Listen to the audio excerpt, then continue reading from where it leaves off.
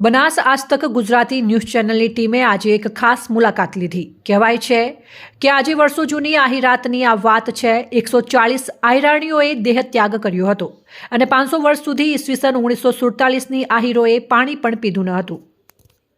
ઢોલી તારો ઢોલ વાગે વ્રજવાણી, સાત વિસુ સતિયું રમે આહિરાણી. ઢોલી રૂપે કાનો આયો તો વ્રજવાણી, કે ગોપી રૂપે રાસ રમે આહિરાણી. આ લોકગીતના ઉદ્ભવની કહાણી કદાચ બધા ગુજરાતીઓને ખબર પણ ન હોય, પરંતુ કચ્છના વાગડ ગામના પ્રદેશમાં રહેતા સ્થાનિકોની માન્યતા છે કે ખુદ રાધાકૃષ્ણ ઢોલી રૂપે અહીં આવ્યા હતા અને આ એક ઘટનાને કારણે 140 આહિરાણીઓએ અહીં દેહત્યાગ કર્યો હતો.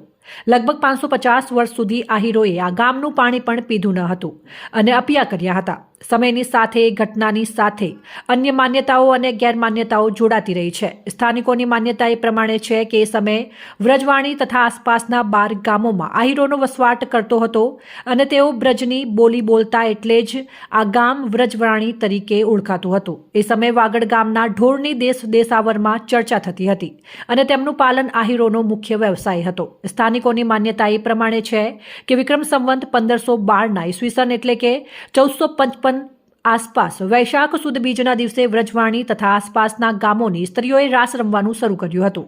સવારથી સાંજ અને રાત સુધી રાહડા ચાલ્યા. ઢોલીને એમ કે રમનાર થાકે ત્યારે અટકવું અને રમનારને એમ કે ઢોલી થાકે તો અમે અટકાવીએ. આમ બીજ, ત્રીજ અને ચોથ સુધી ચાલ્યું. 3 દિવસ અને સતત રાત આ દિવસ આમ ચાલતા પરિવારોના વૃદ્ધોને ચિંતા થઈ. ઢોલી કોઈ કામણગારો કે તાંત્રિક હોવાની પણ આશંકા થઈ, એટલે યુવાનોએ રાસ સ્થળે મોકલવામાં આવ્યા. ઉશ્કેરાયેલા એક યુવકે ઢોલીનું મસ્તક ઉતારી લીધું, પરંતુ તેનો દેહ અદૃશ્ય થઈ ગયો.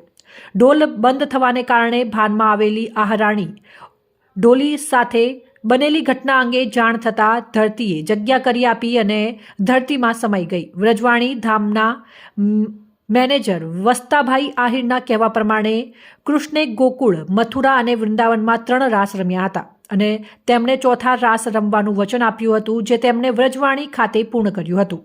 અહીં 140 પાળિયા ઉપરાંત ઢોલીનો પણ પાળિયો છે, જેની ઉપર કાન માંડનારને ઢોલના અવાજ સંભળાતા હોવાનું મુલાકાતીઓના મોઢેથી સાંભળ્યું છે, જેના વાસ્તવિક અનુભવ અંગે મતાંતર હોઈ શકે.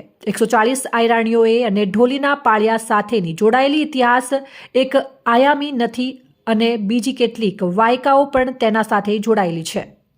Bureau report, Kursi Gajjar, Deodar, Banaskantha.